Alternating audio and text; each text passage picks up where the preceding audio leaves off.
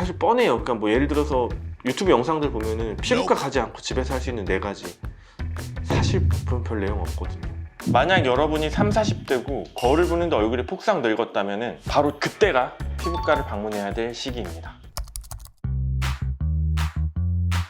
안녕하세요, 원장님. 네, 안녕하세요. 반갑습니다. 원장님, 제가 올해 딱 30살이 됐거든요. 네. 근데 진짜 폭삭 늙은 것 같은 느낌이 갑자기 들고 피부에 손톱 자국이 나면 2시간을 가는 거예요. 이게 진짜 30살이 돼서 바뀐 건지 제가 너무 마음이 아파가지고.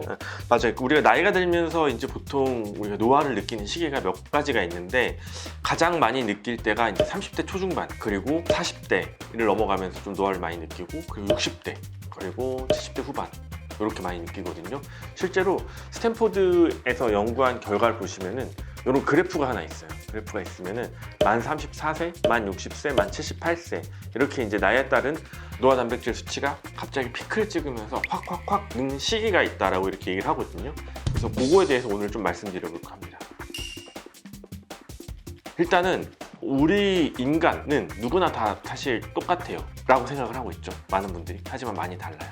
이게 유전이 엄청나게 중요하거든요. 그래서 노화에 있어서 가장 큰 요소는 유전자다 라고 저는 확신을 합니다. 그래서 주변에 보면은 말도 안 되게 어려 보이시는 분들이 있을 거예요. 뭐 일본 배우 중에서도 막 한 60대인데 막 20대처럼 보이는 그런 여성분들도 있고 한데 100% 다 유전이고, 정말 말도 안 되게 동안, 그리고 이런 비율, 그리고 뭐 머리카락, 피부 탄력 이런 것들을 타고나신 분들이 있거든요.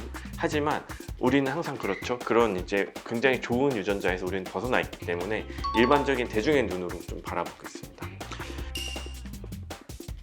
20대 후반까지는 10대 때 만들어진 여러 가지 좋은 것들로 인해서 좀 버팁니다.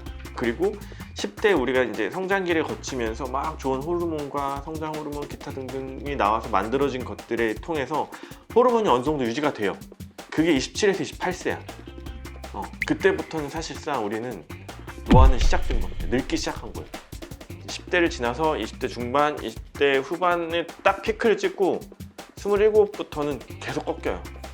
계속 꺾이는 거야. 그걸 체감을 언제 하느냐? 30대 중반에. 저는 35살에 했어요. 내가 왜 이렇게 피곤하지? 내가 왜 이렇게 힘들지? 내 피부에 왜 이렇게 자국이 생기지? 주름이 생기는 것 같지? 이걸 느낀 게 35이. 저는 정말 35 전에는 하루에 2시간씩 자면서도 안 피곤하게 일을 했었거든요. 물론 지금도 한 5시간 자면서 열심히 살고 있지만 정말 그때는 피곤하다는 걸 느껴본 적이 없어요. 늘 활력이 있어. 근데 35대부터 좀 꺾이네? 약간 이런 걸 체감을 했어요. 감독님은 언제신가요?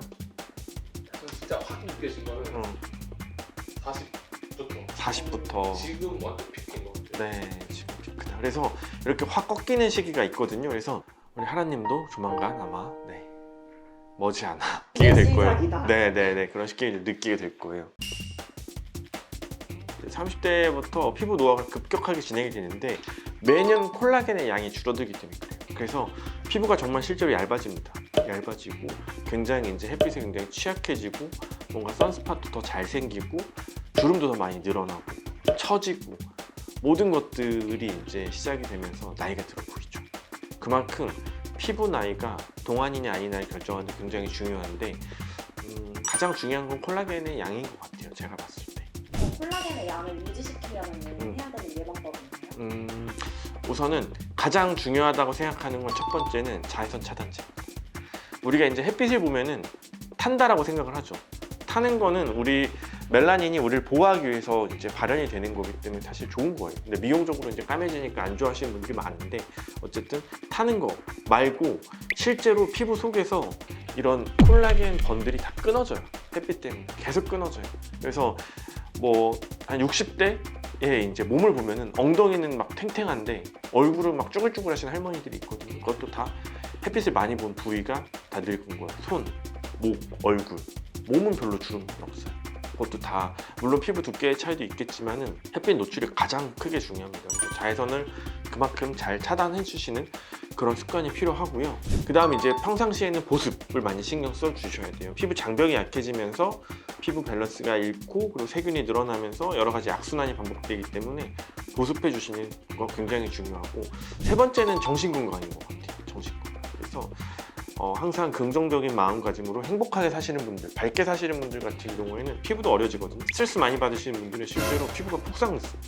특히 뭐 밤새거나 혹은 뭐 공부하거나 과로하거나 뭐 집안에 안 좋은 일이 있거나 그러면 갑자기 막 다크서클 심해지고 얼굴 어두워지잖아요.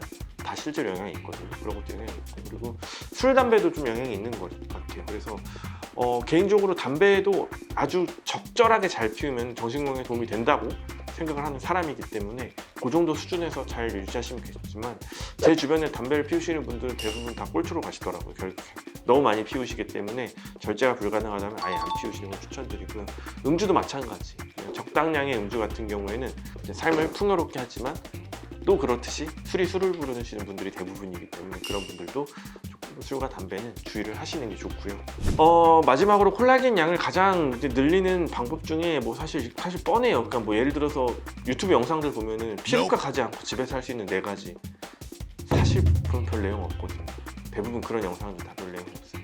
그냥 피부과 오세요, 여러분. 그래서 콜라겐 양을 늘리고 증가시키는 데는 피부에 자극이 필요하거든요.